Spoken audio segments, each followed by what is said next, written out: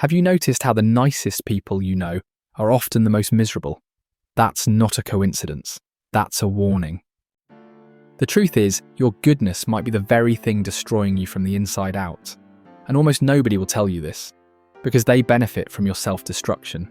Today we're tearing apart the most dangerous lie you've been sold, that being a good person, as society defines it, leads to a good life. By the end of this video, you'll understand why your niceness is being weaponized against you, and more importantly, how to be genuinely good without being crushed by it. Look around at the people who wear the badge of good person, the ones always available, always helpful, always putting themselves last. Now look closer. See the fatigue in their eyes? The resentment they try to hide? The way they're slowly disappearing? That's not virtue. That's slow-motion self-annihilation. To be good is to be a sacrifice, wrote Ayn Rand. And she was right, but not in the way she thought. The problem isn't sacrifice itself. It's sacrificing for a corrupt conception of goodness. We've inherited a morality designed for compliance, not flourishing. A morality that keeps you small, tired, and exploitable. Let me be crystal clear. I'm not advocating selfishness or cruelty. I'm advocating for a goodness that doesn't devour its host. Because here's what they never taught you. True morality should strengthen you, not deplete you. True virtue should expand your life, not shrink it. But that's not how our broken moral system works. Instead, we've created a perverse framework where your value as a human is measured by how much you're willing to suffer for others. Sound familiar? It should. It's baked into almost every message you've absorbed since childhood. Good boys and girls share everything. Put others before yourself. Don't be selfish. Noble-sounding platitudes that prepare you for a lifetime of exploitation. Here's the brutal reality. We live in a world that praises self-sacrifice publicly while rewarding self-interest privately. A world that applauds the giver while enriching the taker. And you've been set up to be on the losing end of this equation. Let's break down exactly how being a good person, in the conventional sense, is crushing you. First, the depletion trap. You've been taught that goodness means endless availability, that you should drop everything when someone needs you. That saying no makes you selfish. The result? Your energy, time, and resources are constantly drained by those who feel entitled to them. Your boundaries are treated as obstacles to overcome, not lines to respect. Your yes has become worthless because it was never truly optional. Ask yourself, when was the last time you helped someone and felt genuinely energized afterward? Not depleted, not resentful, not secretly hoping that they'd notice your sacrifice. If you can't remember, you're caught in the depletion trap, confusing self-harm with virtue. Friedrich Nietzsche saw this coming when he criticized slave morality, a system of ethics that turns weakness into a virtue and strength into a sin. That celebrates the martyr while condemning the fully alive. But there's something even more insidious happening. Second, the exploitation paradox. Here's the twisted truth.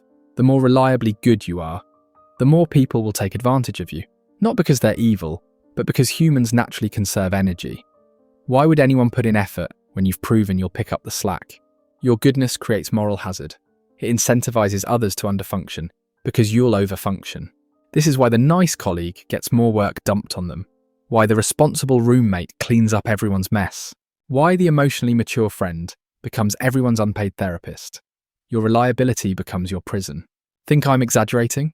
Studies show that in workplace settings, employees perceived as highly agreeable and accommodating are given more tasks without corresponding increases in compensation or recognition. The data is clear.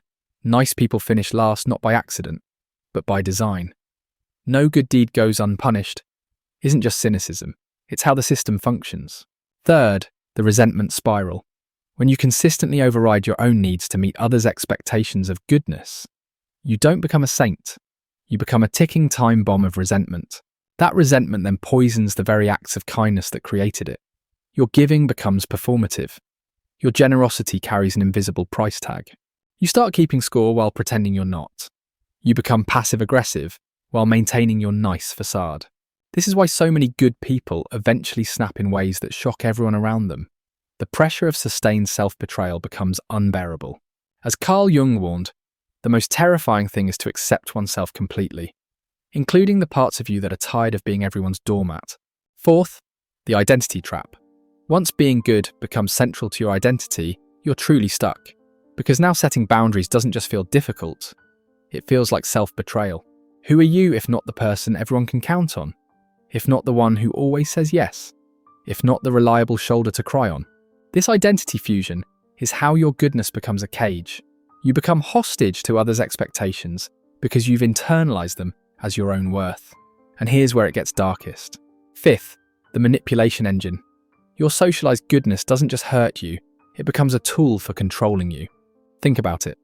How often has your desire to be seen as good led you to stay in toxic relationships because leaving would be selfish? Say yes to requests that violated your boundaries.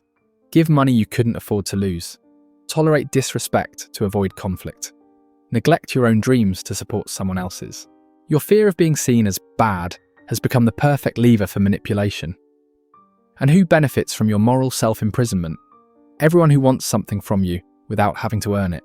Of all tyrannies, wrote C.S. Lewis, a tyranny sincerely exercised for the good of its victims may be the most oppressive, because it creates obligations without consent, duties without limits.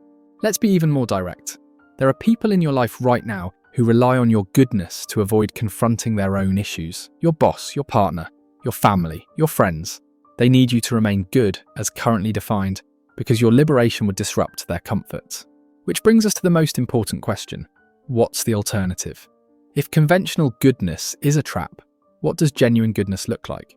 First, understand that true goodness requires boundaries. Without them, you're not being virtuous, you're being violated. Boundaries aren't selfish.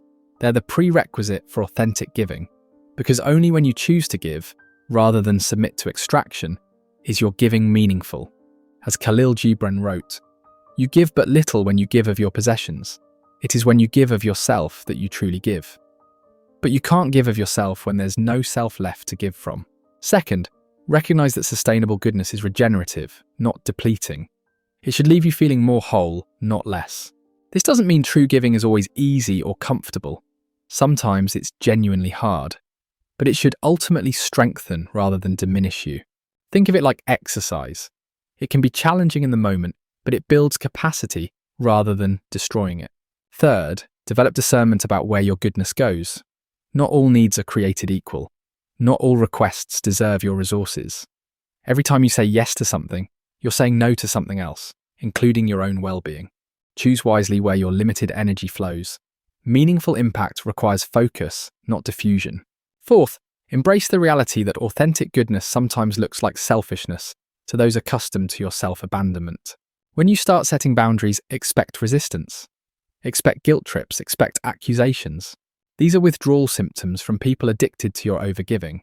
Their discomfort doesn't mean you're wrong. It means you're changing the rules of a game rigged against you. As philosopher Arthur Schopenhauer noted, all truth passes through 3 stages. First, it is ridiculed. Second, it is violently opposed. Third, it is accepted as being self-evident. Your journey to authentic goodness will follow this same path. Finally, understand that true morality isn't about endless self-sacrifice. It's about alignment with your deepest values and contribution to genuine flourishing, yours and others. It's about creating more life, not less. More joy, not less. More authenticity, not less. Remember what I asked at the beginning. Why the nicest people are often the most miserable. Now you know they've been practicing a counterfeit goodness. A goodness designed for control, not liberation. For depletion, not flourishing. The solution isn't to abandon morality. It's to reclaim it from those who weaponized it against you.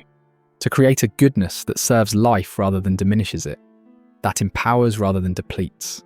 That respects the giver as much as the receiver. Because here's the ultimate truth. When you're crushed by your own goodness, you're not actually being good. You're participating in a system that harms everyone involved, including those you're trying to help. True virtue creates strength, not weakness. Growth, not diminishment. Freedom, not imprisonment. So ask yourself, is your goodness making you stronger or weaker? More alive or less? More authentic or less? Your answer will tell you everything you need to know about whether you're practicing true goodness or its soul-crushing counterfeit. The world doesn't need more depleted martyrs. It needs whole humans who give from abundance, not scarcity. Who say yes because they mean it, not because they fear saying no. The revolution begins with permission. Permission to be good in a way that doesn't destroy you. Are you ready to give yourself that permission?